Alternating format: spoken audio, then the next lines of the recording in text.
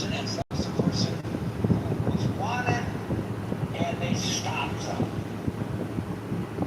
I can tell you from being on the receiving end, I got pulled over by the cops. The officer walks up to my window. I thought it was a traffic stop. No, it was a vehicle stop. I had broken a traffic law. I was wondering why was he pulling me over.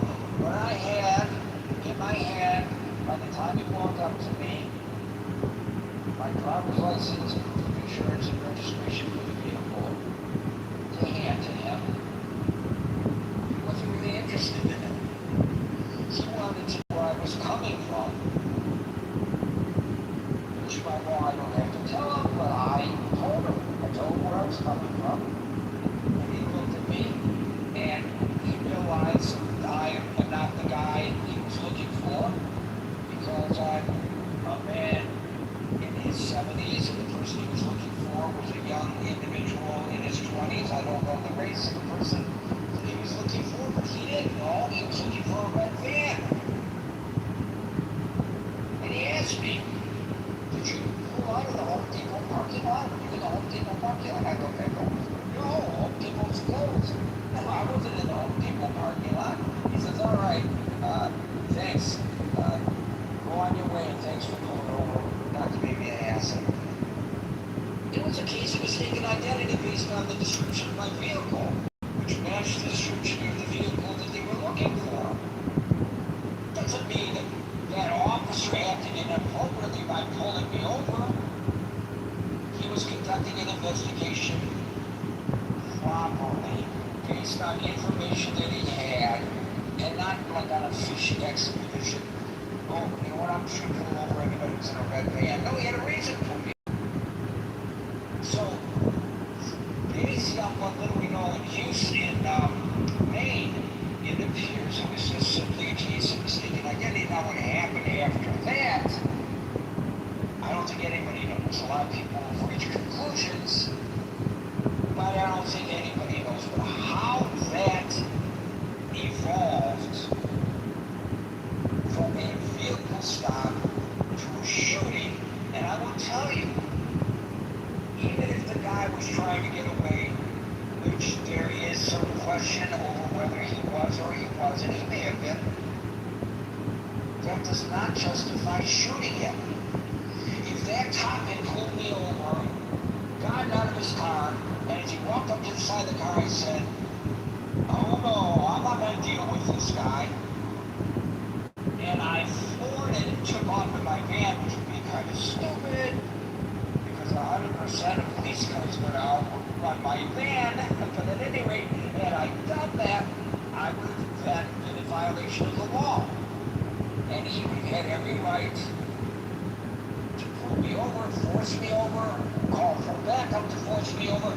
But would he have the right to shoot me? No, I don't think so. Could he have shot me and said afterwards, well, you know, I wasn't in danger for my life, but public safety, the man was pulling away at a high rate of speed. Well, we don't shoot speeders. We pull them over and we cite them. Sometimes we pull them over and we arrest them. Drunk drivers kill more people than anybody else behind the wheel. We don't shoot them. That's not how we approach such things.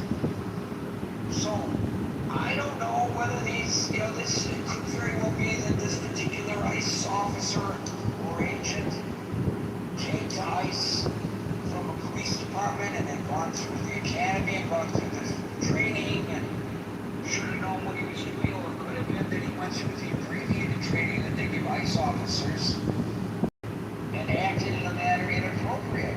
Or it could have been that he was in fear for his life. We don't know. But we do know that 2 people have been killed. A third person was killed actually today because he was running from ICE and he ran in front of a semi-truck. That's never going to end in a positive manner. And he got splattered by the truck. So some people say, well, I should have been chasing him. Other people say he shouldn't have been running. I would agree he shouldn't be running. If I had run from that cop, I would have been 100% in the wrong. I might have ended up in jail for the night for fleeing and eluding. I mean, that's just dumb. But he would not have had a right to shoot me. So the question we have today is, are these ICE agents out of control, or have they been changing their procedure to a point where they're operating in a manner, generally speaking, that we in society find acceptable, but there were two exceptions and they happened to come within a week. It's a big country. One of the exceptions happened in Houston, the other exception happened in Maine. They were unfortunate, but as I pointed out earlier, cops sometimes make mistakes too, even if they are better trained in how to stop people on the street than are the ICE agents. What do you guys think? I'm going to start calling people the order in which I see them on the stage.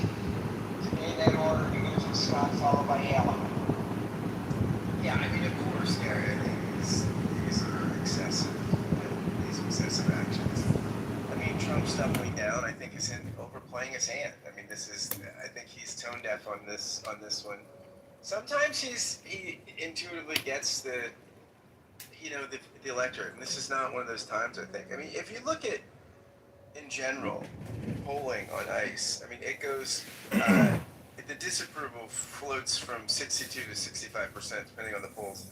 The approval is only 33 to 40%. So, I mean, the approval floats around the presidents, which is not really high. 65% of Americans polled think that ICE has gone too far in their actions where apprehensions and things are concerned. And 46% want Congress to cut their funding. We've seen polls where a majority, remember the one poll a month or two ago, I think 48%, the majority, it was 48 to 44 or something, wanted ICE disbanded completely. So I think that Trump is overplaying his hand here, and I think it's going to, I think that this is an instance where I think he came in and shut the border, which was what, people wanted, right? I mean, this is, the amount of immigration coming in under Biden. Although I looked up some stuff, the Cato Institute did a very interesting study of this, and really, I mean, Biden deported more people than Trump, than Trump won. Biden was not shy about deporting people. That Cato said was other factors, so it was interesting. But anyway, whatever the factors, people thought that too many people were getting in. Trump reverse that trend. I think you say mission accomplished if you're Trump. I think the ICE stuff has gone too far, and he's doubled down, and I think it's just going to hurt his own approval, and it's going to further plummet the approval rating and people's feelings about ICE. I mean, that's just the way. I mean, you could you can do border enforcement. You can do deportations. Obama was the deporter in chief, right? But he focused on border stuff. It wasn't as aggressive in cities all across the country, and things like this didn't happen. That's, so he was doing lots of deportations without the overall negative backlash, because stuff like this wasn't happening. So, thanks, guys. It's interesting that you mentioned the political ramifications. I look at it a little bit differently. It hadn't even occurred to me, the political ramifications. I care far less, and I'm not diminishing what you're saying at all. I think it's something I hadn't considered that I ought to have. But I care far less about the political ramifications than I do for the ramifications of the treatment of people on the streets, whether they are U.S. citizens or not. And as pointed out, they have shot and killed U.S. citizens, maybe justifiably, maybe not, but they have. And you don't have to be a U.S. citizen to be guaranteed protections under the U.S. citizen to be guaranteed protections under the Constitution. We don't want our law enforcement officers acting in an inappropriate manner, especially where people can get injured or killed. So I'm more concerned about them than I am about the president's political standing, and I'm sure you are as well when you raise that issue. Of course, of course, it's insane. It's why most Americans disapprove, right? Because it's excessive and inhumane and awful. I would like to propose that even if I were in the minority and approving of what ICE is doing, and making all kinds of arguments, accepting the arguments that the administration is making, accurate or inaccurate, and I'm not suggesting what is and is not, because I don't know on some of the claims that he's making. It doesn't feel right when he says 70% of those being deported are criminals, and I guess we can suss that down even further by trying to... What he might mean, Gary, is that they're violating the criminal section of Title 8, Chapter 1823. In that code, there's a civil procedure and a criminal procedure. And the criminal procedure has like a $250 fine and like a 6-month jail term. So that may be where he's getting the stats. Right, so that's what I was going to say is, how do we define criminal? And the way you define it, the way I define it, and the way another person defines it may be different. So when we are communicating, we don't really have a common denominator on that. But, when you're the head of any institution and you appoint people to run departments within that institution, you're supposed to appoint people who you trust will carry on your policies and do so in a prudent manner. And so there are people who oversee these immigration enforcement operations. In fact, the guy that was involved in overseeing it was pulled out, and another guy was pulled in because the president and the populace had lost confidence in the first guy, and the second guy had the reputation of being a strong enforcer, but a fair enforcer of the statutes. That's who's supposedly running these operations now. Somebody who we can put some faith in, who's going to make the right decisions. That doesn't mean they're always going to make the right decision, but generally speaking. So after this incident, he decides, let's hold off for a minute on the vehicle stops, and let's take a look at how we're doing this. Let's take a look at what people on the local field office level are being told that they're supposed to be doing. Because I don't believe, by the way, in holding a law enforcement officer responsible, and it happens all the time, for taking actions that they were told were the proper procedures. That they were taught were the proper procedures. This is how you conduct yourself. Then he goes out and conducts himself in that manner and gets in trouble for doing what he was told to do. That's a management problem. So maybe there's a management problem here. Maybe these are just two outliers that happen to occur in quick succession that's put our focus on something unduly. It's possible.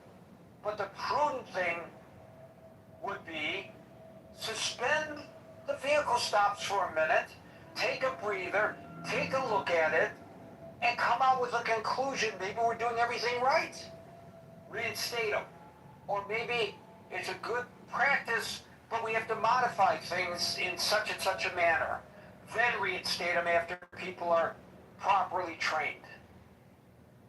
The guy the president put into this position to restore public confidence in the manner in which immigration officers and agents act on the streets is almost immediately and publicly countermanded by the President of the United States, who overrides the decision on truth, freaking social of all places, and tells the ICE agents to go out there and conduct what he calls traffic stops once again.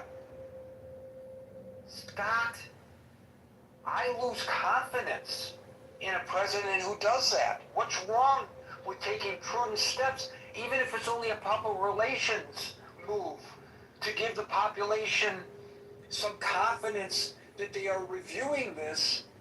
Why not let it play out? Why is it so important for him to insist in such a public manner and in such a degrading manner to the people who are making the decisions? Get back out there and make those traffic stops again. It's just unfathomable that the person that we elected to be the chief executive of this country is acting in such a manner. Well, and who was the guy? Who's the guy he put in charge in Minnesota after is it Holman? Tom Holman. Yeah, Tom Holman. Yeah, I mean, that was an instance where there was some prudence, right? There was a de-escalating move, right? And I think for some people, it was a reassurance, you know, that some of the cowboying and excessive violence and more people were freaking dying. You know, that was a de-escalating move. I think that and there was some prudence there, right? It showed people that he was taking this seriously and the excesses seriously. I agree with you. I think he's doubling down, and I think that's more people. You know, I think more people will be harmed, and ultimately, this is not what Americans want. If you look at public opinion is clear. It's not. Americans are not for this, right? It's not what they signed up for.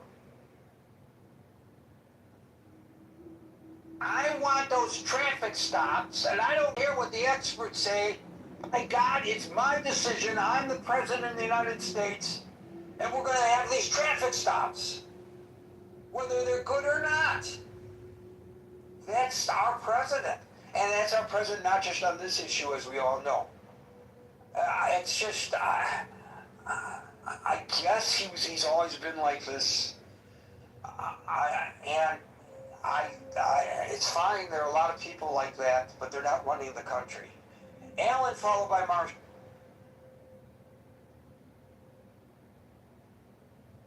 Believe it or not, ladies and gentlemen who are uninitiated, the sound of silence from Alan's microphone is a good thing, because Alan is a sole proprietor of a small business in Texas, and when he is not answering the call to the microphone, he is answering the call of a customer, and that means moolah shmoolah in Alan's pocket. And as I always tell him, business comes first. Clubhouse comes second. And Scott, I passed that information along to another person who was a CEO of a company who had to make the same difficult decision. And I think it's the correct decision. If Clubhouse is getting in the way of running a business, you ought not to be on Clubhouse. Marshall, followed by Steve.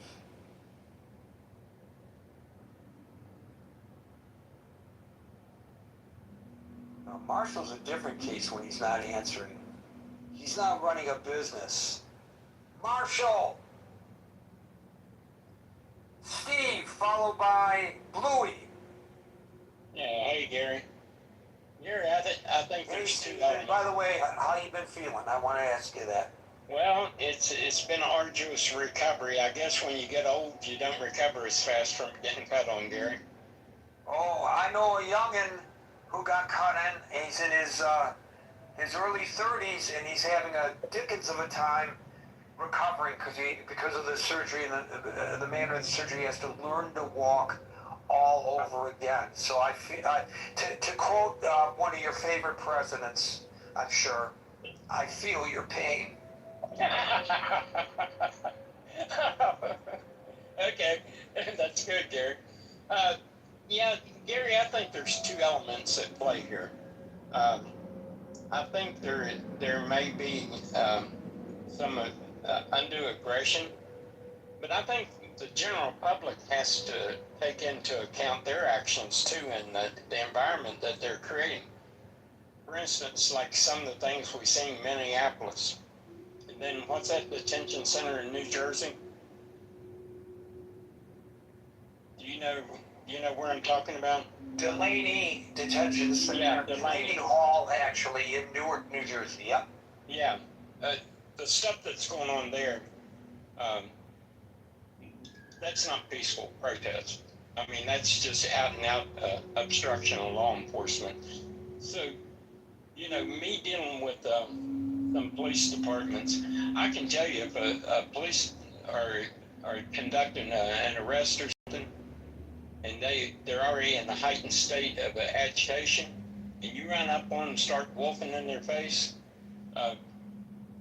you may think you have the right, and you know, to some degree at a certain distance you may have, but you are inflaming the situation in a way that 9 times out of 10 will not turn out like you intended. Happened to me once, Steve. Yeah. I'll tell you, this is kind of an interesting story. And you talk about mistaken identity. I'm driving down this dark road, and I see on the sidewalk a bicycle on its side, and I see a car that had come up from the wrong direction, had hopped the curb. It was right up against that bicycle. And of course I thought, oh my God, somebody just got hit by a car. Looks like maybe a drunk driver or something, you know? Yeah. So I said, let me go and see. I'm going to dial 911. I'm going to render aid, whatever. I pull over. I run back there. And there are a bunch of people standing around. And they jumped that I ran up on them. They were shocked that somebody ran up on them. And they turned around at me and they said, what are you doing here? And I looked at them and I said, are you the police? That could have gone very, very badly. But they were all undercover. It did not look like a police car. And it looked like an accident, not somebody, you know, not the cops stopping some guy on a bicycle. I mean, I could have gotten a little tune-up there. You know, could have happened. I can tell you an instance. I used to run a independent trucking operation. Nothing big, just a couple trucks. But I was in Wisconsin one time. I got caught in one of these, I think they call them wolf packs, where the state police will go out and they'll do targeted stops, and they're just looking to pick up stuff that's normally not taken in by the locals. Well, I get in this one area at a weigh station, and they do a truck check on me, you know, for safety and stuff. Then they found out that my logbook wasn't right. Well, anyone that knows independent truckers, sometimes that's what happens to get to your delivery on time. So anyway, I told the guy, because he's going to find out anyway, I said, well, you may want to look at the logbook. There could be a problem. So he looks at it and he said, you're going to have to come inside. I said, well, I figured as much. So we walk inside and we're talking. I'm not getting angry. And they're looking at my logbook, and the state police, they're looking at each other, just kind of snarking back and forth. And I said, well, guys, I said, you know what it is here? I said, sometimes you get the rabbit and sometimes the rabbit gets away. I said, you caught the rabbit. I said, that's all there is to this. And they kind of laughed. And there wasn't any point in being confrontational at this point. I had nothing to gain. They had me dead to rights. Beside me, on the other hand, was this guy. He's deciding he's going to show the state police, you know, what a macho guy he is, and he's wolfing at them and stuff. And when I got through with what I was doing, I explained to the state police what happened. I said, look, I had to be in Wisconsin, then St. Louis, then down in Charlotte. I said, there was no way I could make this work. And I said, I got to make truck payments. I said, it wasn't a matter of me trying to do anything other than survive. But anyway, the guy, he said, Mr. Wine, he said, you know, if I didn't have to, I probably wouldn't even write you a ticket. He said, but there is a safety issue here. I said, I don't know. But, you know, went smoothly. On the other hand, this guy beside me, he was just like me. They caught him, and he's wolfing, and he's getting an entirely different reaction.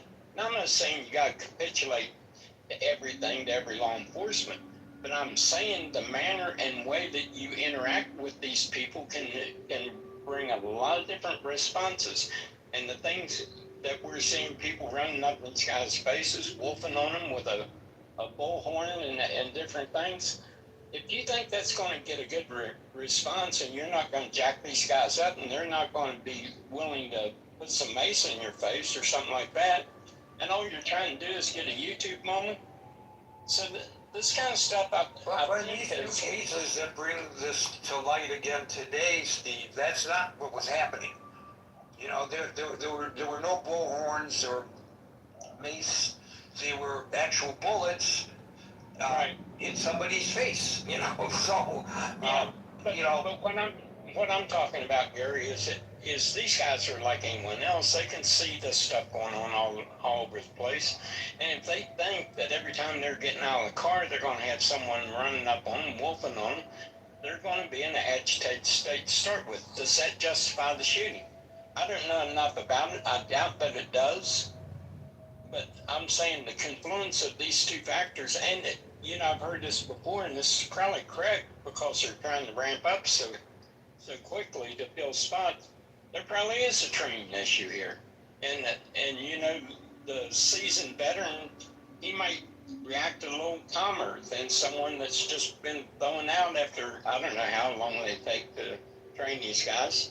So there may be an element to that, but the general public, you go up wolfing on someone that feels they're in a dangerous situation, you do it continuously, you're not going to get the best reaction. And especially if you truly believe that these guys are under-trained to begin with. So long and short of, I think it's a confluence of two things mixing together in the witch's brew that's not coming out very well, Gary. Well, which president number is Donald Trump? 47, right? Yes. How many days training did these guys and gals get? 47. They got 47 days of training because it's the 47th president of the United States. That can't be the reason for the training period, Gary. It can't? I think the training period has been trimmed down from like a couple of months, like 6 weeks or something. What I recall. 50 days to 47, gentlemen. No, see, I heard the 47 days was more of an estimate. I looked that up and I was not able to find any verification for it. Because I said the same thing about 6 months ago and I was wrong. Well, and here again, the scope and scale of the operation that they're trying to do. I ran into this on some work I'd done down here on gas pipelines too. That the scale of the project and the number of people available to carry it out. To be honest, there's some unqualified people out there doing the job. So anytime you scale up and you scale up this quickly and you're trying to multiply your force and you're trying to scale into a lot of larger operation, inevitably. Yeah, Steve, it's the run fast and break things model. Well, right, you scale up real quick, you end up not training everybody the way they should be trained, and a couple of those people end up screwing up. We don't know whether they screwed or not. Obviously, killing somebody who's not subject to an investigation is the wrong way to go, right? But, we don't, for the guy in Houston, from what I heard or was reported, the guy in Houston tried to flee the cops, which Gary addresses in the beginning. We don't shoot speeders or people that flee, right? So that indicates that somebody pulled their weapon a little too quickly. Well, that could be, but I mean, how you'd mitigate that, you'd mix the younger guys or the less trained guys in with seasoned professionals so that you'd have the pros leading the unit. That seemed to me the way you'd want to do that, where, if you're going out, you'd have a guy that's been there 10 years, done it, seen it, been involved in all types of operations, could be, and he could kind of talk the younger guys down. But, like I say, if all you see nonstop is just kind of aggressive action towards these guys every time they walk. Well, I don't know that that's all that they see in Houston. Maybe they do, and I don't know that that's all that they see in Maine. Maybe they do. I wouldn't want to presume one way or the other, but you oversee I'm the just cops in your town. I'm just saying. Yeah, all your cops are certified by the state of West Virginia. How long is their training period? I think it's like 4 to 6 months. Yeah, so during that massive hiring blitz, Homeland Security temporarily reduced the basic training academy. I'm reading this from all places, Al Jazeera, but I don't think it's inaccurate. For new immigrant and customs enforcement deportation officers to 47 days. This was a significant reduction from the traditional roughly 5 months. Now, maybe it's coincidental that it was 47 days. I don't know. One of the things that our town has as mandatory before you're even allowed to go to the State Police Academy and do your training is a psychological profile. We send those guys out to have a psychological profile done on them. And I think that's something that no matter what law enforcement, if you're going to give a guy a gun and you're going to give him the force of law up and to taking life, you better make sure that the guy's playing with a full deck. So that's the first thing we do. We have the psychological profile run on the guy, and then if he passes that and there's nothing glaring about the psychology of the guy, then we send him on to the academy. But we don't send anyone to an academy without the psychological profile being run on. I'm with you on that. If they fail the psych eval, they really shouldn't be agents. So they do psych evaluations on prospective ICE agents. It's supposedly a rigorous pre-employment medical and psychological screening to ensure that they possess the emotional stability, mental resilience, and judgment required for federal law enforcement duty. That's what I'm reading now. I'm presuming what I'm reading is accurate. If it's not, somebody can correct what I'm reading, but that's what I'm told. Steve, we'll go to Bluey, followed by Jules. Thank you. You know, I've been reading your Substack, and I'm going to tie your most recent Substack to this, Gary, if I may. Your Substack title is to the effect of, if someone says they plan to kill you, you should believe them. And I think everyone in the room should read your Substack, and I think it's accurate.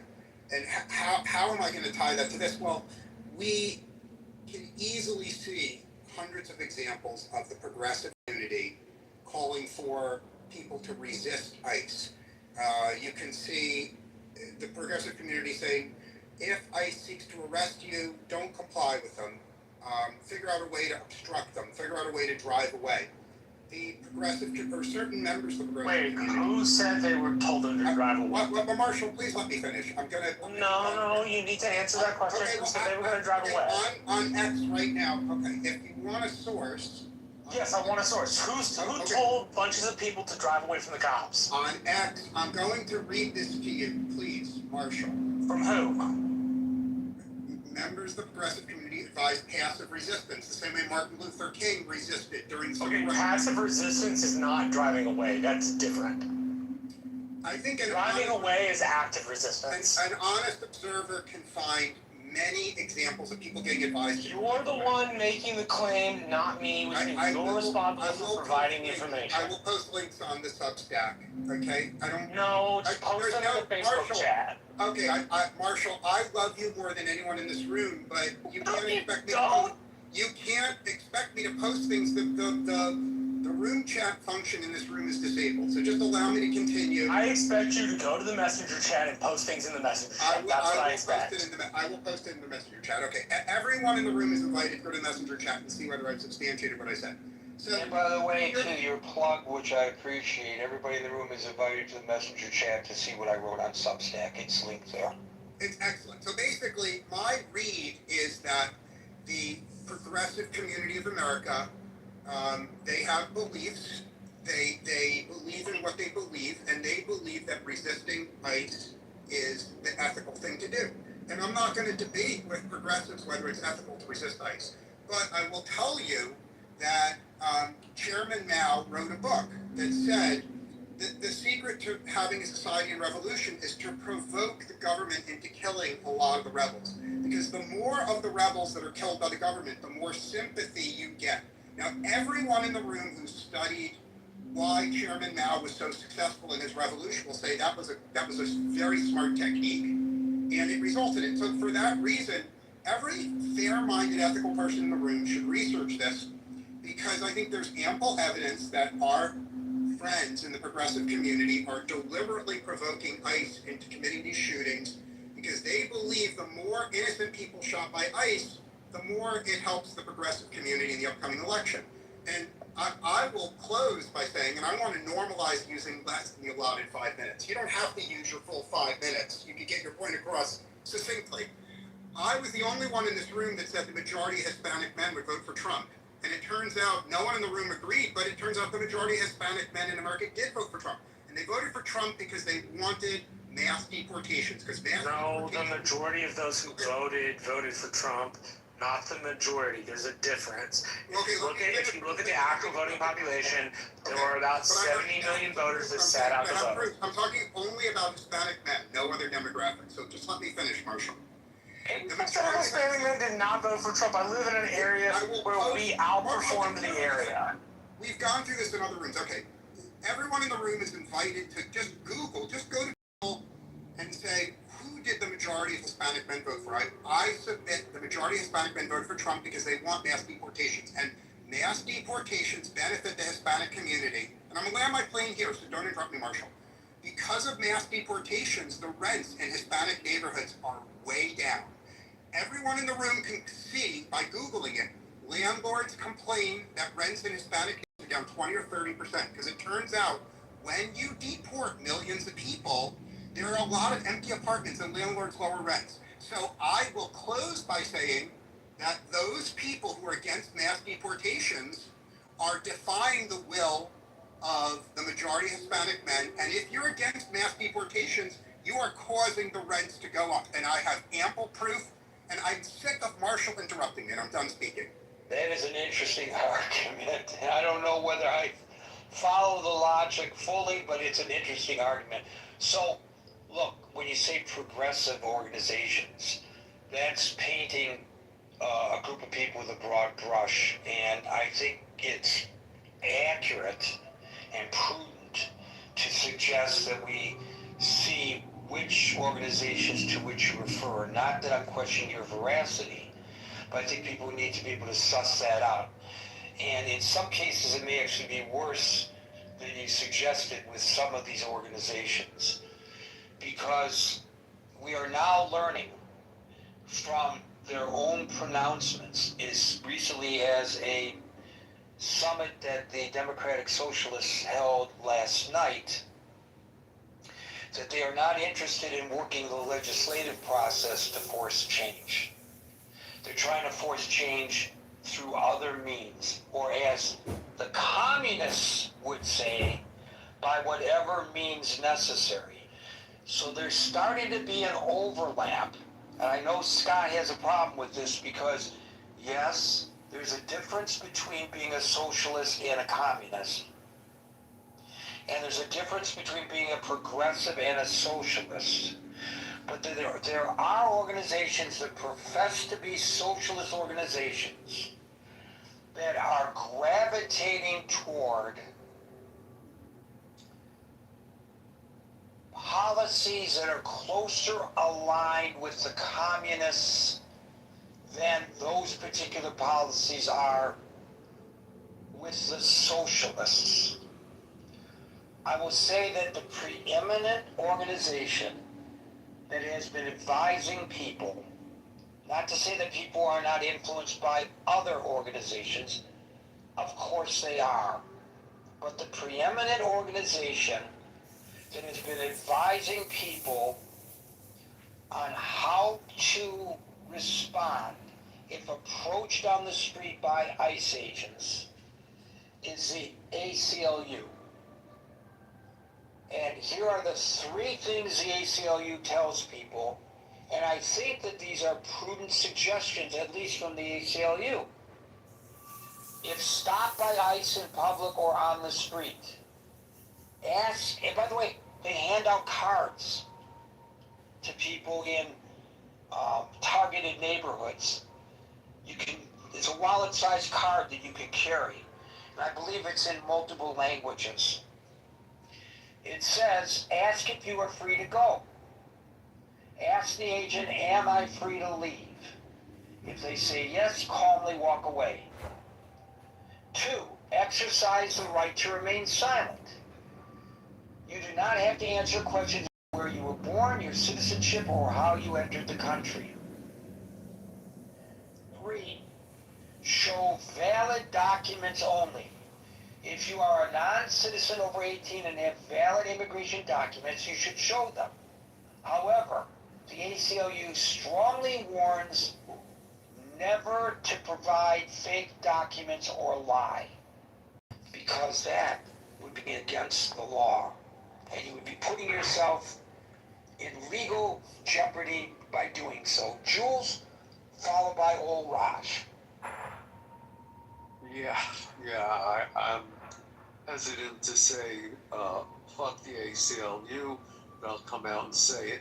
Not what you said, Gary, about what what they advise people, the history, and just what the organization. I'm not saying this to promote the organization any more than I was quoting Al Jazeera to promote Al Jazeera. I'm just providing information. Okay, getting back on topic. You brought up a very important thing, Gary, about that they were undertrained. That ICE is undertrained. By the way, ICE is a government agency, a law enforcement agency that we should all give our total respect to, like you did, Gary, or like you do. But I think they were undertrained. And let's use it 47 days was the amount of time they were trained. And let's say, I'll also use your quote, Gary, it takes 5 months. So let's say 47 days, 5 months. Okay? So within that period of time that ICE wasn't available, between 47 days and 5 months, how many children are going to be raped? How many children are going to be killed, or grown-ups raped or killed from illegal aliens? Even if they're dead, if 20, 30, 40, who knows? How many are going to sell drugs that kill people? Whatever that number is, I want those fuckers out of the country. What about the non-illegal aliens who are committing these crimes at a greater rate, not only in numbers, but in per capita than the illegal aliens? Do you want those fuckers out of the country too? Who are you talking about? Commit crimes at a greater rate. I'm answering his question. You mean Americans that are committing crimes? The question I asked. Yeah, go ahead. The question I asked was, what about the non-illegal aliens who are committing those kinds of crimes, not just in greater number, but in greater numbers per capita than the illegal aliens? Do you want those fuckers removed from the country as well? Well, if they're Americans, I want them in prison. I want those fuckers in prison. If they came here illegally, I want those fuckers out of the country. Well, why not imprison them? Like if I had done it, I'd get imprisoned. So if some person who's here, quote unquote, illegally does it, why not afford them the same opportunity to be incarcerated as I would be? Why does he get off the hook and then you deported? Because the floodgate, if it was a normal illegal alien, I might agree. And what I mean by normal is the floodgates were opened with hundreds of, with millions of illegal aliens. Right, but the vast majority of them, in spite of what the president says, the statistics will show we're not criminals coming across the border. And so what? So they're here illegally. It doesn't matter if you're acting appropriately. You don't need to be incarcerated. And if you're acting inappropriately, I would agree. You need to be incarcerated. Why do they get a ticket out of jail? Why do they get to pass go and not go to jail first? If this was a monopoly game, why are they allowed to go back to their home country And if you or I do it, we have to be incarcerated for it. Well, some are incarcerated first and then deported. I mean, how much jail space do we have? Well, I want all those fuckers Well, out of apparently a jail. lot of jail space. How much jail space Certainly, do you want? You'll have to wait your turn there, see, if you don't mind. Apparently a lot of jail space because we keep building jail space for the migrants. So I guess we got a lot of jail space. So might as well use it. We don't know if we're putting migrants in there.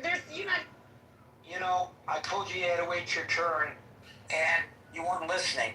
And maybe, I think you were saying that you were presenting yourself as an American-born natural citizen.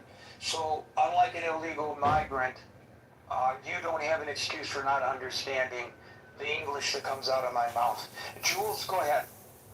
Well, okay, you were making a point. I just want to get rid of those people that don't belong in this country. That's my point. And we handle our criminals in a certain way too. Unfortunately, I don't even know how sanctuary cities are still legal.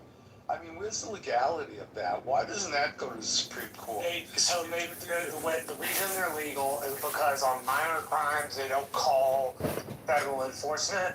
On things like murder, they always call federal enforcement. I only know this because I looked it up. So things like people who are murderers, they always contact federal agents about it. Always. Well, okay, but you keep butting in, Marshall, but that's your MO, so that's okay. I just want them out of the I country. butted in because I'm a moderator and because It's you okay, need some it's okay, information. it's okay. You answered my question too, so, but I don't know. I think if you spoke to an audience, Gary, of families of victims from illegal aliens, rape, murder, and all those horrible crimes, I don't see how. I don't even think you'd be able to speak to them because of such horrendous crimes are committed against them. Well, obviously, for the individual crimes, they get the statistics don't give the victims or the families of the victims any solace, knowing that it's, But I'm just saying, if you want to throw people out of the country because they commit heinous crimes, well, then why not throw you or me out of the country if we commit heinous crimes? Because they didn't. We do go to prison, faggot. And how about what Governor Walz just did? What was that? He let a rapist go who was in prison, so he wouldn't be, extradited to another country. I mean, you're hearing these crazy things. It's just insane how we treat them. I don't think they should be treated as Americans. Our American criminals should be treated a certain way, and illegal aliens should be treated another way. You could give statistics. I don't even question your statistics, but I think I can because everybody coming in is illegal.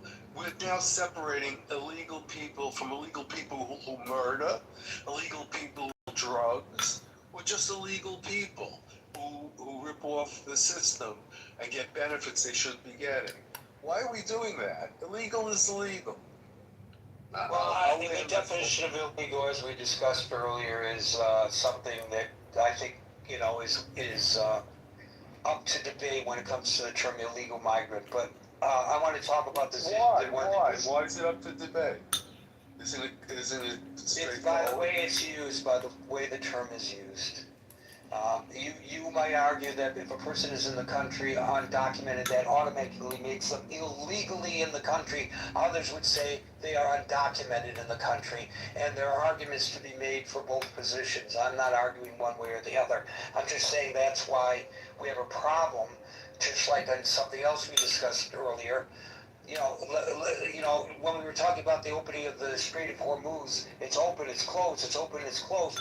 What's the definition of open? What's the definition of closed? Open! Closed! Hello? doing? consensus in this country over what it is to say a person is in the country illegally. You know, Gary, you brought up a good point. Just the definition of things. Is it open? Is it closed? Well, the answer is the word is it closed? It has to be expanded. It's closed because it's open because you just can't say is it open or closed. And that's probably the answer to a lot of the debates we're having. It's not fully developed what the question really is. You know, is it straight open? Is it closed? Yes, the ship's going through there and getting rocketed by Iran if it's open or closed. I don't know what. I don't know who's telling the truth and who isn't when it comes to that. Anyway, I'll tell you one thing: it's dangerous. It's open or it's closed. well, I know we're not talking about the straight I know, numbers. I'm I just know. using it as an example. So here's what Tim Walz. I just want to Go ahead. go to the records to explain what Tim Walz did. Go ahead. He and the state pardon board granted a pardon intended to block a man's deportation. It surrounds a guy named Tao Lu Wei.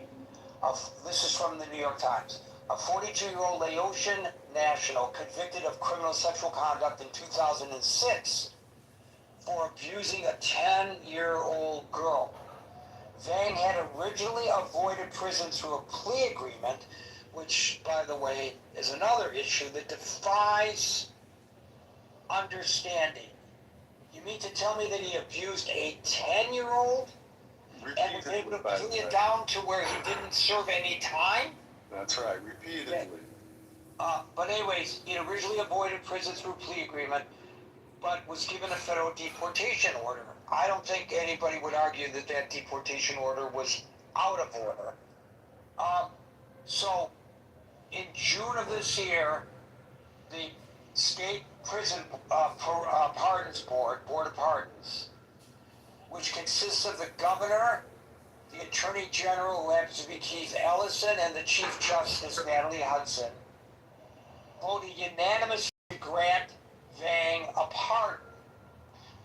According to the New York Times, the primary factor in the state's decision was a letter from the victim herself, who stated she had processed the trauma, made peace, forgiven Vang, and explicitly requested the board grant the pardon. So that's what happened. That can make me vomit, that whole thing. Yeah, I just wanted to put it into perspective. That I didn't see that in the New York Times yet, but that's something that I'll first I want to throw my salute to Bluey. I like what he said, and I want to end by where I started. I bet you know the fuckers the ACLU approved of the whole thing. I land my plane. So, Jules, really, the next time you come up, you should let us know what you really think about the ACLU. You shouldn't be couching it in euphemisms. Just let us know straight out. I will. Okay, thanks. Old Raj, followed by Hassanov. Thank you, Gary. I think the last two commentators both were highly useless in their comments, completely off.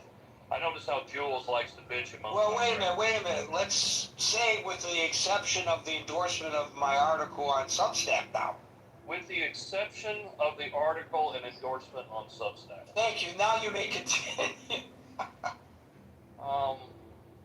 Jules bitched and moaned about how we need to deport criminals, and yes, I'm all for that. But were the two people that were shot in the last 2 days criminals? I think the answer is no. They weren't even targeted. I mean, the insanity continues, and I have to ask how many innocent people do I have to die before people start getting upset and start protesting? I think it's a load of shit, Gary, that people nip and tug and chew all the way around the issue. Nobody bites into the meat. And I discussed this with Marshall earlier, but how come there's no cameras? This money was appropriated three months and a week ago, so 100 days ago. A lot of money, too. $20 million. And nobody can give you an answer as to why they don't have them. Nobody. You know, you lost the crazy bitch out of South Dakota on this job, and now you've replaced it by, frankly, So I can actually answer your question as to why I don't have cameras. The bill that would have specified they have cameras got held up over masking. The Democrats insisted that masking 100% of, like no masking 100% of the time be part of the bill. Meaning there would never be a point where ICE agents could wear masks. Despite the fact that there are some times when they actually get the bad hombres, the people Trump was really talking about, the folks that Obama deported, who were criminals, smugglers, sex traffickers, where you do need to wear a mask. That bill couldn't get agreed on because the Democrats wanted masking all the time, and the Republicans were like, no, we can't have masking all the time, that doesn't work, and they couldn't come to an agreement. So you didn't get the body cameras in the way they were supposed to. I think that's the actual answer to your question. but the money was appropriated first week of April. We're in the Yes, sir. No, you're right about that. and what are we waiting on? I mean, and also, what states do have the cameras? Because we sure have 2 random states where people don't have them. Also, you're not going to get an independent investigation on these crimes, on what I call on these murders. You're not going to get cities investigated, the state, the Texas Rangers were called in. You're not going to get any help from the federal government. They're not going to share anything. I mean, the whole thing's a shit show. And I'm going to tell you, we'll have more people that are going to be killed on this, and I guess nobody cares. I mean, Marshall's brought it up. He's brought it several times. But I don't understand the passiveness of Americans that just sit there and go, oh, I guess they're chattel. I mean, I guess that's just the price you pay for going door to door. Also, when are we gonna have some cars with some federal agencies identified? If you got bumped from behind from a car you have no idea was, you would probably ram into it too. What if you had family in your car? You're gonna sit there and do nothing? I mean, there is no focus. There's no understanding. Can somebody in this room, anybody, tell me how these people even got targeted to begin with? I mean, what kind of due diligence was done, or what background were they investigating? Because in both cases, they ended up with the wrong people anyway. And Gary's right. I mean, the 47 days is a reason, because it was the 47th president. He ultimately reduced it, or, as I tell people over and over again, he may not be doing it, but Stephen Miller sure is, because he's our de facto president on every topic. With that, I'll land my plane. Thank you all. Yeah, there's no federal law with regard to the states cops wearing body cams. In every state, according to Customs Signals, which does analysis of and is an advocate for actually traffic enforcement by police across the country. So they've done extensive research on this. There are several states with broad statutory mandates with regard to body cams. Those happen to be Colorado, Connecticut, Delaware, Illinois, Indiana, Maryland, New Jersey, New Mexico, New York, and South Carolina. And then there's states with conditional mandates, California, Florida, Georgia, Nevada, and Utah. But there are states without statewide mandates altogether. So it's like Maine, Michigan, Massachusetts, Idaho, and Mississippi. It's a mixed bag is what it is, old Raj. But so I don't know whether we should compare them not putting body cams on their cops, like in Steve's community. I don't know whether they have body cams, but it's a very small community. They may not be able to afford it, if it's left up to the communities. But as you rightly point out, they were given and mandated to put the cameras on, and I get the sense as well they've been obfuscating every time they've been asked about this. And only today they've agreed that to ensure that one agent in each field office during any operation be wearing a body cam. One. As a start to the program. That's a slow rollout of the program. Is it by design? I don't know. Is it because of the statutory limitations caused by our do-nothing Congress, as Marshall suggests? Could be. Hasana, followed by Linda.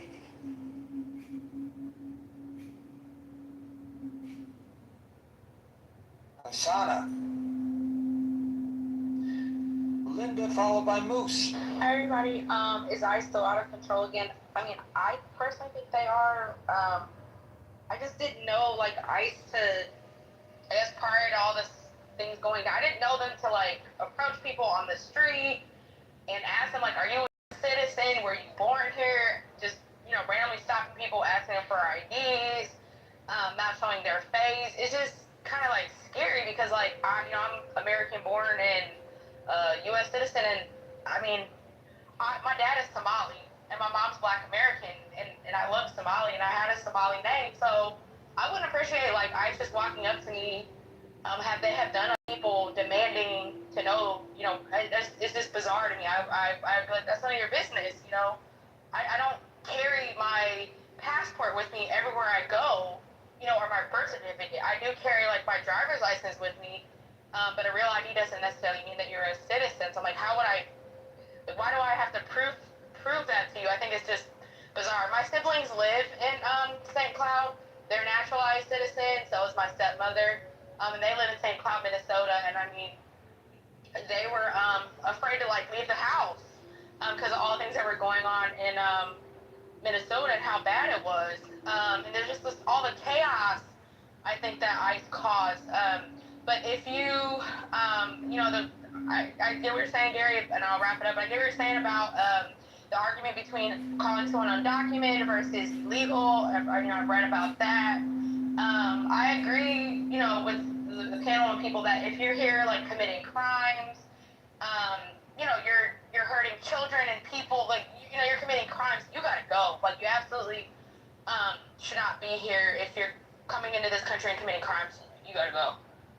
But as far as, like, coming after, like, the person that's been here for, like, 20-something years, and they overstay their visa, I don't know. I feel like it's just kind of overkill. And I think some cases, too, there could be some compassion there because I try to put myself in another person's shoes. You never know what could happen, and you have to flee and leave your country for different reasons. People come here for all reasons to, usually better themselves, better their lives, get an education, make money, things like that. I think if you're going to come here and be productive and contribute to the economy and be a productive member of society, I mean, I definitely want people ideally to be legally here, but I think there are some circumstances that happen. But I don't agree with, like, rounding people up and things like that. It's just kind of scary. And that's all I want to say. Thank you. I think that's like on the right hand side of the aisle. That's one of the problems, though. People on the right hand side of the aisle, by their politicians, were promised for the better part of 40 years that the law would be enforced, and the law doesn't make an exception. The law says if you're here without documentation, you are here in contravention of law. Now, normally that's processed as a civil matter, right? But sometimes it could be processed as a criminal matter. Right, and I think, like, a lot of people, I wouldn't say myself included, because I live in a place where I'm right next to Mexico, and we have lots of folks that are undocumented. But I think you have a lot of people on the right-hand side of the aisle who say, no, I have to obey the law, and if I get stopped for speeding, they don't ask whether I'm a citizen or not. They don't ask any of those questions. They just ask if I was speeding, right? And so those people think to themselves, okay, well, if the law says you're not allowed to be here, well, guess what? You're not allowed to be here. And that sucks. It sucks that you've been here 20 years. It sucks that you've been in a place where we haven't enforced the law on you, but, the law says you can't be here, and there's no way around that, right? If you read the law, that's what the law says. And so I think you have a lot of those people who are just unwilling to give.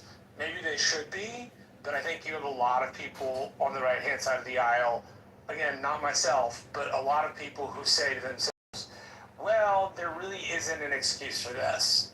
The law says you can't be here, that's what it says, so you gotta go.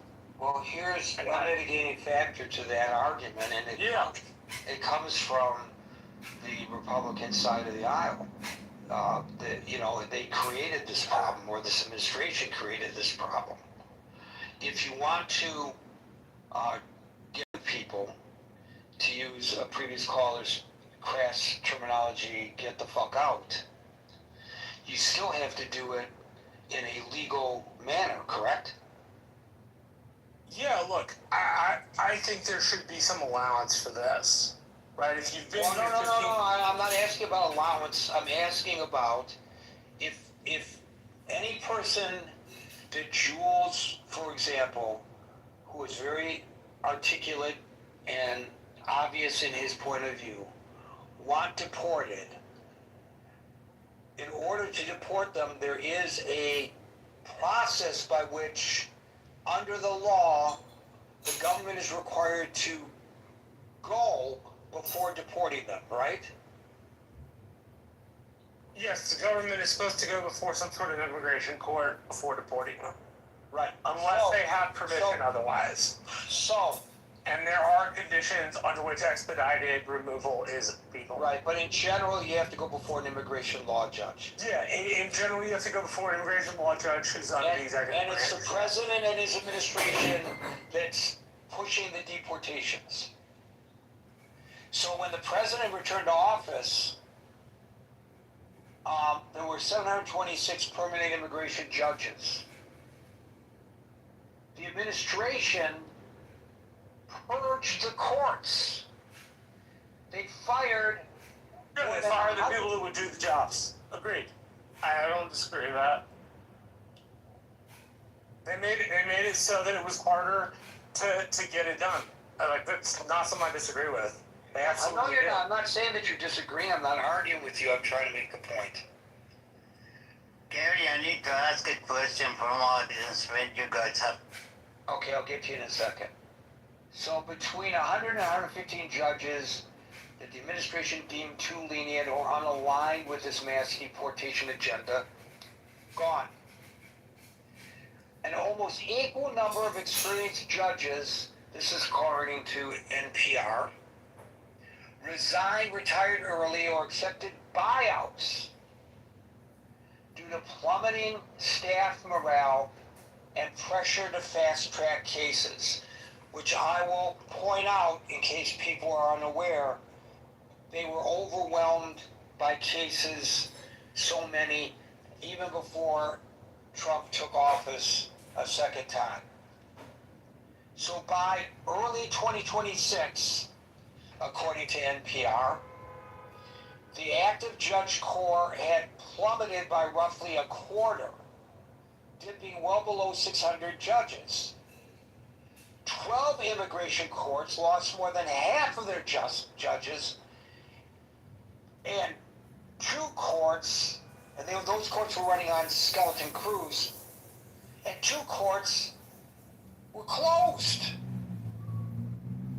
So how can you say on the one hand, we need to get rid of these people, and I'm coming in as president, we're going to get rid of these people. Yes, yes, yes, we're all in favor of that. But in reality, you make it more difficult to get rid of the people.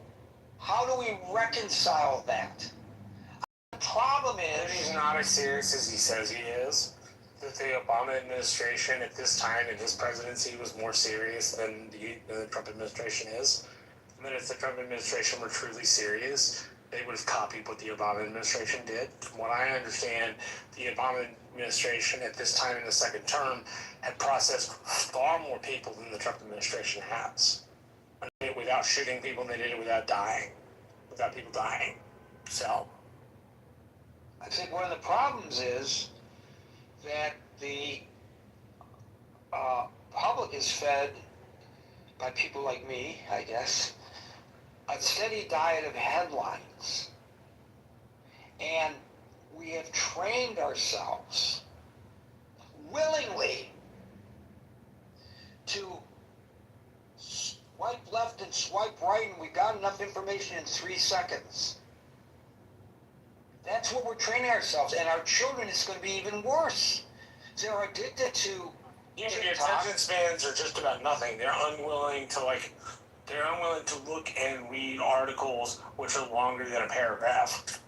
And even if that's supposing they can get through the paragraph. So because we've conditioned ourselves, and it's true, if you study it, they tell you if you're interested in getting people, you need the dopamine fix. That's your intent by the numbers. If you look into the actual analytics, you'll see, yeah, people are watching your video, but they're not listening to you. So you have to grab them in the first 3 seconds. I do this show completely wrong. Welcome to the Critical Thinking Forum. We're here Monday through Friday starting at 5 o'clock. Today's topic is, I already wasted 5 seconds. You're not supposed to do that. You got to get right to whatever hits them over the head in 3 seconds. That's what I'm telling you, that's what all the analysis says. So when we hear that's what my old man tells me about the radio. So when the president says that Sleepy Joe Biden allowed all these people across the border, I'm not allowing them across the border, and I'm going to kick them all out. I'm going to kick them all out. Well, you can say that in a short period of time, and people get that, but people don't know what I just explained here. A lot of people don't. You know it, Marshall, but a lot of people don't. What he actually did was reduce the number of immigration judges, making it more difficult to get people out of the nation. Now, why would you do that? If your intent is to really get people out of the nation, but what you really do impedes the ability to get people out of the nation, why would you do that? I don't know. I would surmise because you don't actually want to get as many people out as you say you do. And why would that be? Because those people are critical to things like infrastructure, agriculture, I disagree construction that industry. that's the reason. I disagree that that's the reason. Why do you I think? would like to propose the reason is you need a foil. Yeah, that's true. You need somebody you can point at, as the American president said, as the American president with Michael Douglas says, we'll find somebody to dislike, we'll find somebody to tell you who they're a bad person for, and that's what Trump is looking for. Yeah, that makes a lot of sense. In other governments and in other countries, in many instances, the foil were the Jews. Yeah. Okay, you can't do that if you're the president of the United States. You shouldn't, but apparently he does. No, he doesn't. He doesn't accuse. No, I'm not about the Jews. I'm saying. I'm saying Can I get my point before you respond to the point? So in other iterations of this kind of tactic, it was the Jews. You need a foil. The Jews are responsible for the economy going to shit. Well, he can't say that. So he's got to say the illegal immigrants are responsible for all this crime that's occurring in the nation, when in fact, by the way, not only on a per capita basis are they disproportionately lower in contributing to the crime rate, but the crime rate is lower than the impressions that we have. Oh, much lower. Where I live, even though I live so close to Mexico, I can walk out of my house at 2:30 a.m., leave my door open, walk down the street, and have no fear that anybody will come in. Now, of course, I lock it because, you're supposed to lock your door, right? But I don't have any fear of being preyed upon, even though I live literally right next to Mexico. So right? We can talk about the dirty immigrants. We can say that they come from shithole countries. We could say that they're eating dogs and cats in Ohio. We could say all of that, and we can gin people up. And if we're focusing on those horrible migrants for all the nasty things they are doing in this country, we could take our eyes off of other things that we don't want people to talk about. Because if you're the president of the United States in general, and for sure if you're this president, you know how to determine what the discussion on the national level will be. When I was in Atlanta, I had a couple of contracts up in Boston. Yeah. So I was up there several times a year. Alan got stuck on the air by mistake. So that's what is going on here. I'm proposing that the president is looking for a foil. Why is it, to go back to Jules' example of a migrant who commits a heinous crime, like rape, that was his example. Why is it if an illegal immigrant, I'll use his terminology, commits a rape, it's a national story? It's not just a national story. The national story is another illegal immigrant committed a rape. It's not inaccurate. The story's 100% accurate. How come if Jules or Gary commits the rape, it may not even be a local story, much less a national story? What makes that a national story? Why is it so important to beat the drum and talk about every time an illegal immigrant is driving a truck and kills somebody with the truck? Yeah, that person should have been driving the truck. 100%. But what happens if, God forbid, when Steve was driving a truck, he had done it? Would they say, a naturally born American citizen killed somebody? No, they would not. People are not taking the time to step back from the forest to see the trees, because we are being dished out headlines and slogans. And Jules is not incorrect. He's absolutely right, and it's worthy of our attention that if that illegal immigrant had been in the country, then that rape wouldn't have occurred. He's 100% right about that. That's true. There's no question that that's right. But to take it out of proportion, if in fact this administration really cared about deporting people, why would he have allowed the immigration courts to shrink? They were already overwhelmed. Because they wouldn't give him the answer he wanted. Exactly. The answer he wants is everybody has to go. The answer they were giving him was only some people have to go. No. And only It's not the certain answer periods that of he time. wants. Not the answer that he wants. Why didn't he just replace them? He could have taken 100 people, gotten rid of them, and replaced them with 100 people. You don't think that there are 100 lawyers who would take a job like that if offered it? Oh, I actually think the administration is kind of incompetent in doing some of that stuff. Oh, it's incompetency. No, I think some of it's incompetency, not all of it. I think some of the immigration stuff is intentional cruelty. I think some of the immigration stuff is intentional incompetency. Yeah. Gary, I have a question. If you don't think it's We'll on get topic, to you in a just second. We'll get tell to you me. in a second, Daniel. I want to give Alan an opportunity. Alan, are you back with us? Yeah, sorry, I was wondering if you're gonna call me when I was gone. It was worth it, $112 I did. I just need a simple question. Is ISIS formed by the law, or they just came up and they do it?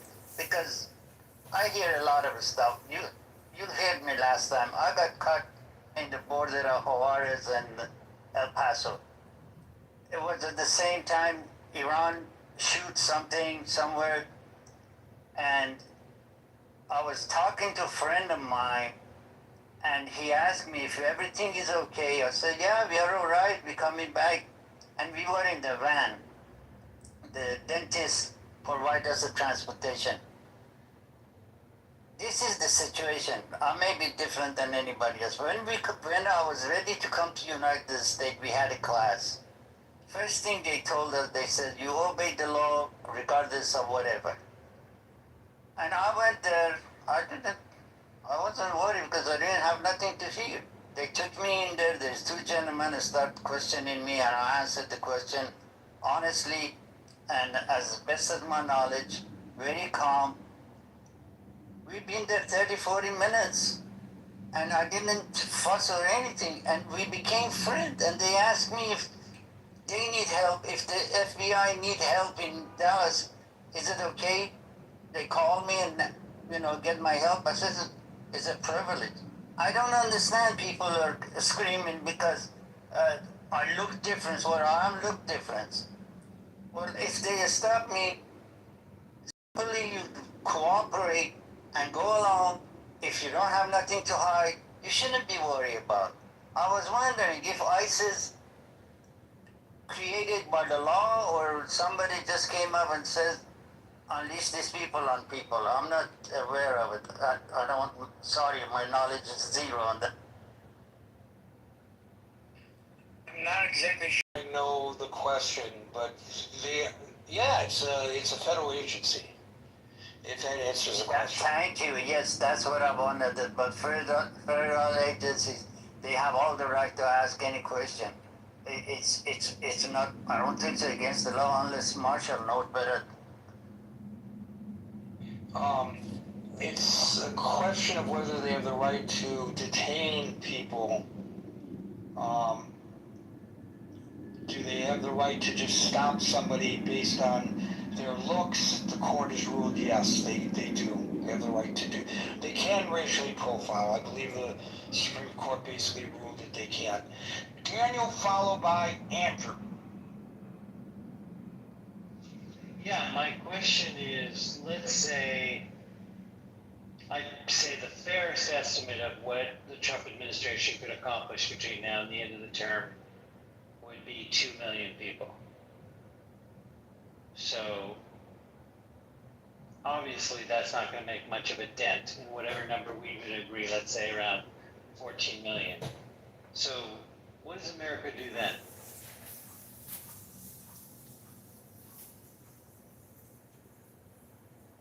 I'm sorry, your question eludes me. Well, the idea is, I understand it. Okay, let me reframe it. The idea, as I understand it, is let's get rid of illegal aliens, right? Again, starting with the worst and all that prioritization stuff. Nonsense. But like the best number that could be achieved by the Trump administration is deporting 2 million people. Let's say we could disagree exactly what the number is, but let's say for the sake of argument, we decided on 14 million or so, 14 to 16 million that are in the country illegally. So the best you can get out of all this terror, which is what it is 2 million people and suspension of civil liberties and everything else you can argue about. So at the end of the Trump administration, that's all you can get out is some 14, 18%, whatever that number turns out to be. What are you going to do about all the rest? Yeah, well, I mean, you're not going to get rid of all of them, is your point. That's your argument, your question? Your question, which leads to that obviousness, right? But it really comes down to an ownership by posing it as that, right? Because it's fine to say in theory, well, everybody has to, follow the law and everything else. Like, there's a lot of ways to deal with reparations, penalties, adjustments, what the law calls a remedy. And there's a way to absorb some of the people that are here, right? Why not start with that? It's like, oh yeah, we'll get everybody out and then start over. Well, that's 10 or 12 years from now at this pace, if you can even keep it up. I doubt you could keep it up. And I don't know whether they intend to keep it up. And for sure, after this administration ends, who knows what the policy of the next administration is going to be, right? Exactly.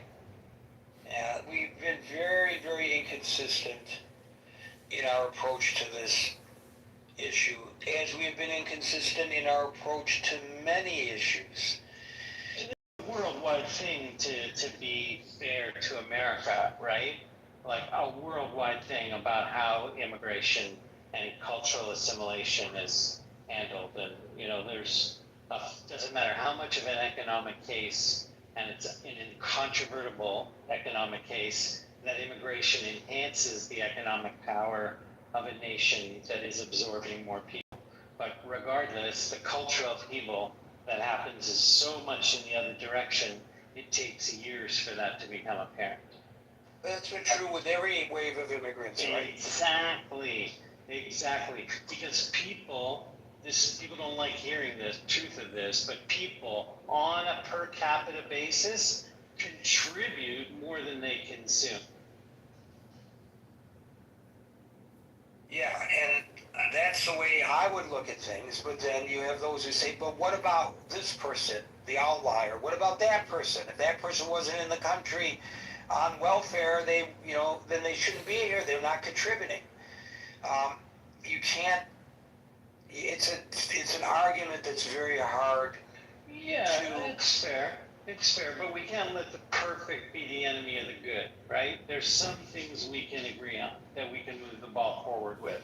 And it should start from if God forbid, we were starting another country, we would want people to come to it, right? It's like we want to be able to absorb as many as we can sustain and support, not start with how do we get rid of everybody. That's not, again, this is going to prove it from the question I was asking basically, which is, here you have apparently the toughest on immigration ever going to be, and even these guys at this pace couldn't possibly take care of the problem just getting rid of everybody.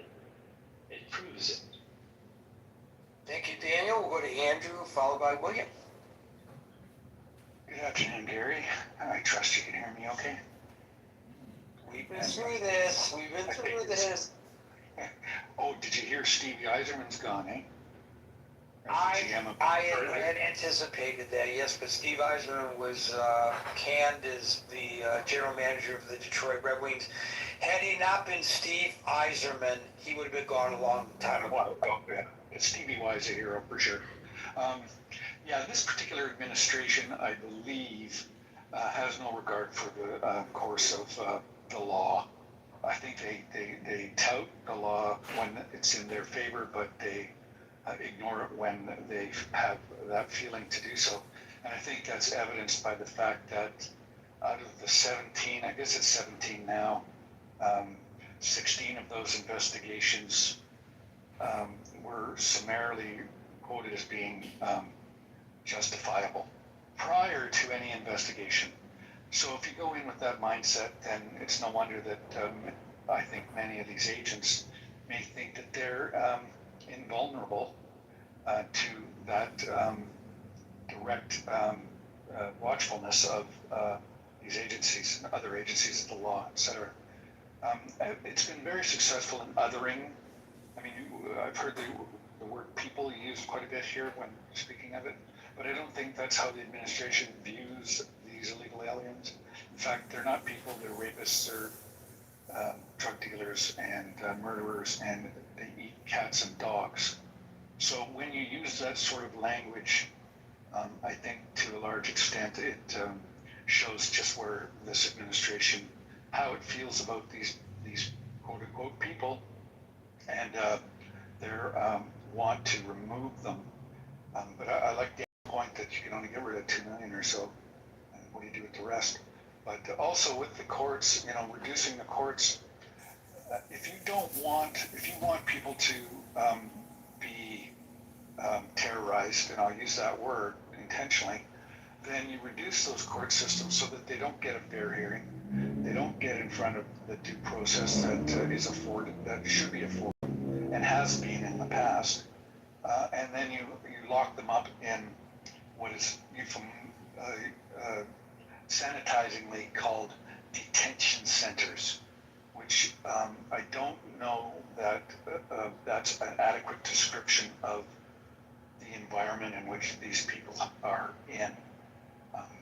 You just had another person die being transferred today, Venezuelan, from one detention center to another, and this is indicative too of the othering of people. If they're not people in your mind, then they don't deserve any considerations, and this is the situation that you now have in the United States.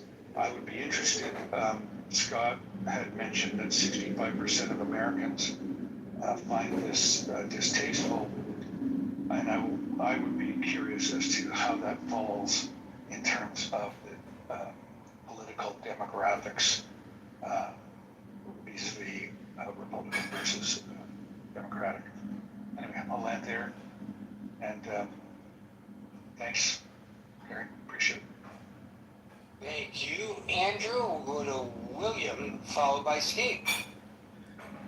Gary, I think the word you were looking for before was scapegoating. Basically, scapegoating is the form of propaganda that was used against Jews in Europe before World War II, during World War II. Scapegoating is a tool often used by authoritarians. There have been a lot of good authors that have been writing on this, and I put a link in the chat, which lists a lot of books from New York Times Review. But like Ruth Ben-Ghiat is one of them that studied Italian fascism. Tim Snyder studied Eastern Europe in detail and wrote a great book about the time period between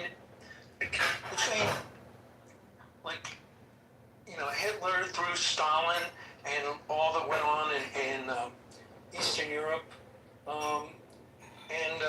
Ann Snyder is probably one of the leading speakers and analysts and scholars of this area. And I think if we look at what has happened in other countries, it can be instructive. The history doesn't repeat, but there's certainly patterns that if we look at it, we can learn warning signs, learn from it, learn what to avoid. And when you have a president that talks about people as vermin in dehumanizing terms, that sets a mood, that sets an agenda. That's how when my family had to flee from the Russian Empire before the USSR, we left for economic opportunity, but also for religious persecution and, all kinds of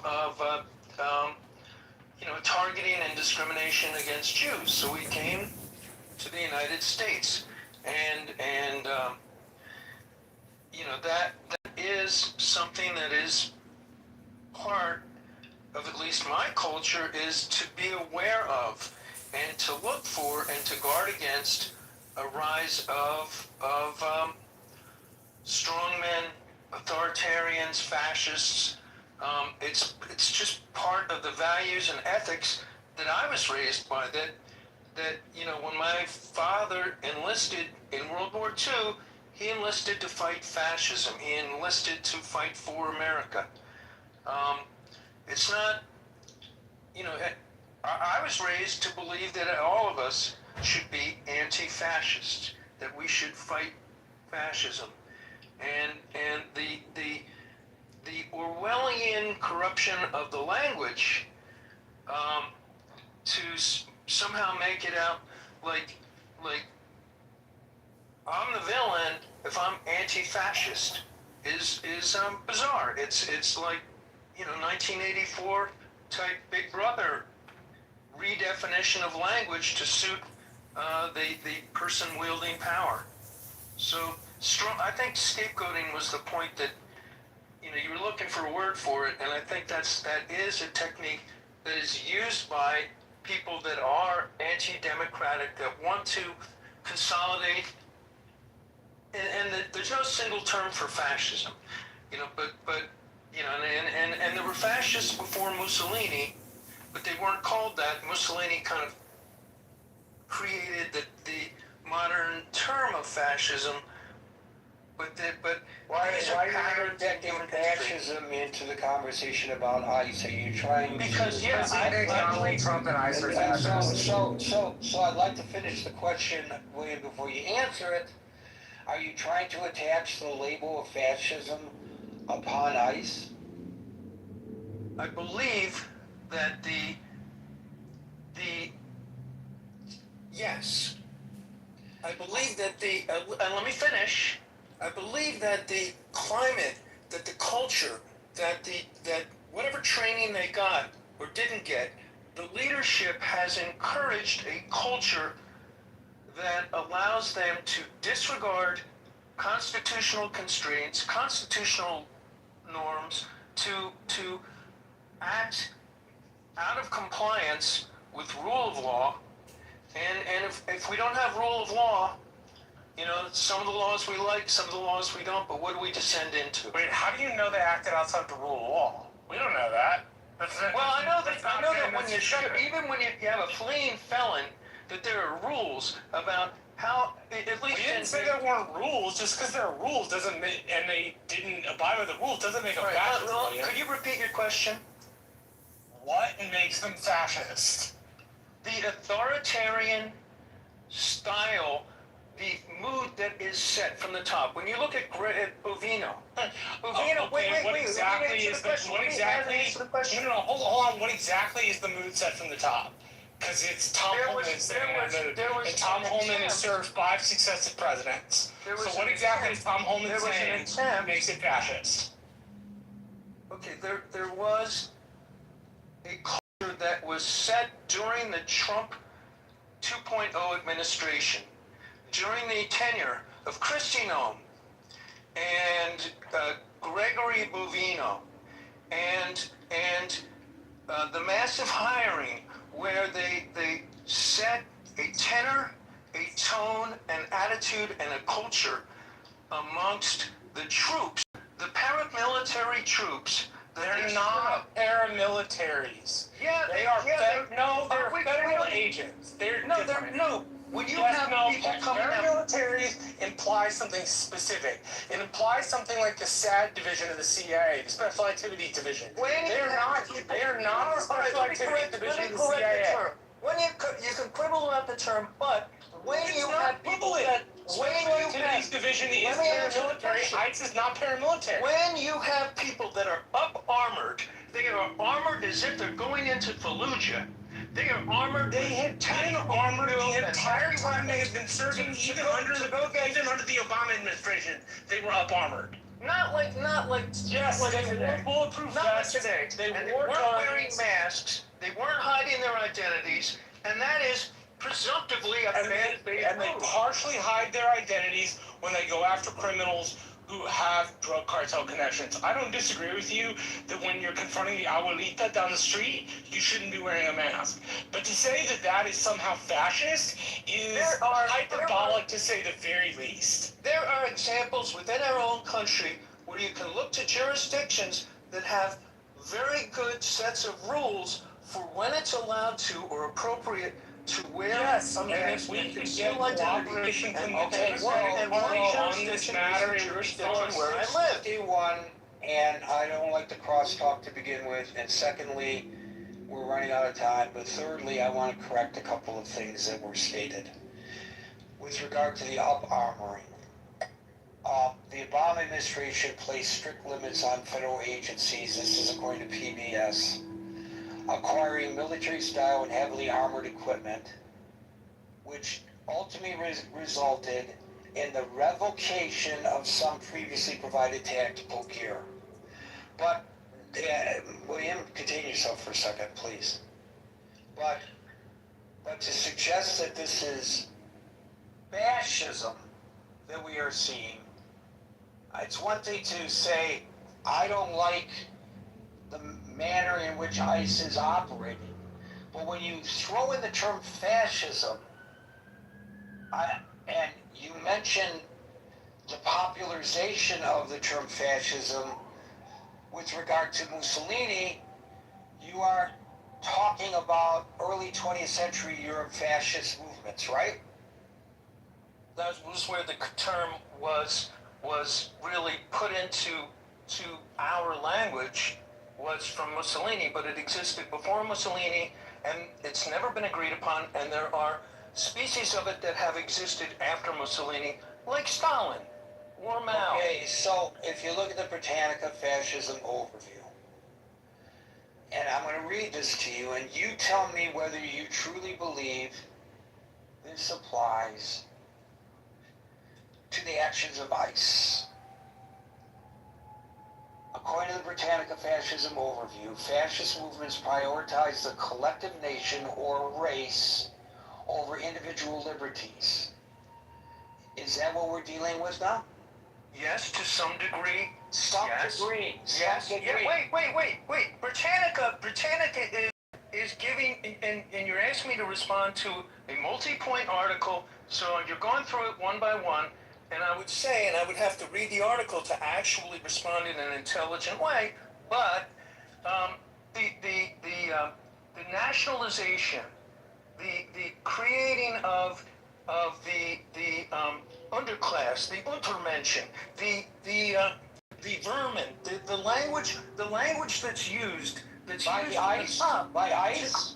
by Trump and by the leadership. Wait, now you're claiming that Trump's a fascist. No, that's not what I said. I'm saying that the language that he used. Implying it. No, I'm not implying, I'm saying that the language when he talks about people as vermin, when he tries to dehumanize people as groups, when he dehumanizes That's Haitians. implying it per your previous comment. You are implying he is I'm a fascist. stating it directly, that Okay, is a great. technique that's used by fascists. And if you want me to respond to a multi-point article in Britannica, which I haven't read, I can go through it point by point. And maybe we should do a room where we all read the article in advance. No, I don't want discuss to read it. the article point by point with you, William. Let me give you the Merriam-Webster one-sentence definition of fascism. Can we do that? We can see if it applies. That's exactly what I want to do. Let's see if it applies. Fascism is a far-right, authoritarian, and ultra-nationalist political ideology. It is typically characterized by a dictatorial leader, strict societal and economic regimentation, militarism, and the forcible suppression of opposition. Does it apply? Okay, if you believe that things can exist on a spectrum, and that the one Merriam-Webster. No. No. You're not answering my question. It's a simple question. Does The this simple definition apply? answer is that attributes of what Merriam-Webster describes as their definition of fascism have been incorporated into the culture of the people who are governing our country, and in particular running ICE. And if you look at the authors, Tom Homan is a fascist? Tom Homan is a fascist? I didn't say that. I'm saying that there are then elements. they're not fascists. Then they're not fascists. You always like to speak in binaries, and not everything is a binary. Things exist on a gradient, and there can be a backsliding towards something. Okay, but if you interject the term fascism, I'm just asking you to back it up and not say there's a spectrum, maybe it applies to this, maybe it doesn't apply to that. Is this a fascist organization or not? Let's look at specific behaviors. William, wait. I did not interject the term fascism. You did. I'm asking you whether you are labeling ICE a fascist organization. Yes or no? That's all I ask you. I am saying that ICE is incorporating attributes. I didn't ask you that. I'm not saying Why that do I ask you one thing and you answer another? They don't fit the Merriam-Webster definition. Then your answer is no, you're not. No, that's not my answer. Then your You're answer putting is words yes, in my you mouth. are. I can answer I am No, saying. no. I'm not. No, You're you know putting what? You're words in my mouth. obfuscating, William. You're putting words in my mouth. I'm No, saying. I'm not putting words in your mouth. You're obfuscating. Yes or no? Either you are trying to label ICE fascist, or you're not. I'm not arguing that it is or it isn't. I'm just asking you, what are you saying? Clarify. Are you attempting to call ICE a fascist organization? Are you? Either you are or you're not. I'm not asking you about the spectrum of the definition of fascism. I asked you a simple freaking question, and I can't get a simple answer. You know it's not black and white. I think I'm talking dark and not you. Is it raining outside? Yes or no? Well, it may be misty. Is it raining or not? I just wanted a simple yes or no. That went on for over 5 minutes, arguing something that I never even asked. And an earlier caller, old Raj, brought up that we were discussing one thing, and that people hijacked the discussion to discuss something else. At that time, that hijacking came from the right. This time, the hijacking came from the left. I try to be the most accommodating moderator on Clubhouse. I really do. I try to be accommodating, but I lose my patience over this nonsense because of this argument with this last caller. Agent and Dark just got screwed out of their opportunity to speak. You can say it's my fault as the moderator, and ultimately you're right, but I allowed this guy to hijack the conversation. It's not black and white. Okay, Dark, why don't we give the floor to you, and you can be William's defender. It's fascistic behavior and certain things. Okay, Dark. Let me ask you a question and then we leave. Are you interrupting me or not? Yes or no? I am. Okay, see? That's all you had to do, yes or no. Are you trying to label ICE fascist or not? That was the question. The question wasn't what the spectrum of fascism He said is. it was nuanced. He said it was nuanced. It's not black and white. It's not, oh, yes. The question, Dark, the question of whether he was labeling them fascist is not nuanced. Why? Or am I speaking a different language than everybody else today? I never lose You're control. trying to put words in his mouth. I'm not. No, he was talking about it being fascist. Come on. It's not that difficult. I'm not arguing that they are or they are not fascist. I'm asking him, stand up and answer my question. Are you saying they're fascist or are you not saying they're fascist? Because he was willing to say Donald Trump was fascist, so you should be willing to say ISIS fascist too. You should be willing to say it with your chest. Right. He said Trump is That's not not the point, you guys. No, Victoria, it is. The point is, fascist or not fascist. The question, and if you're going to accuse them of being something like the brown shirts, then you should actually have some proof for it. Well, the point is, I asked a question, I wanted an answer. And I'm going to be a prick from now on. Well, Gary, I'm not going to put up with this bullshit anymore. Gary, the article you read about the fascism, it's exactly Iran's government. Is ISIS like Iran? I doubt it. For God's sake, give us a break. Go for it. You did a great job. Yeah, I'm very frustrated today, doesn't show. Folks, we're here 5 o'clock New York time, Monday through Friday. If I've recovered by tomorrow, we'll be back at 5 o'clock. Oh, he didn't close it this time.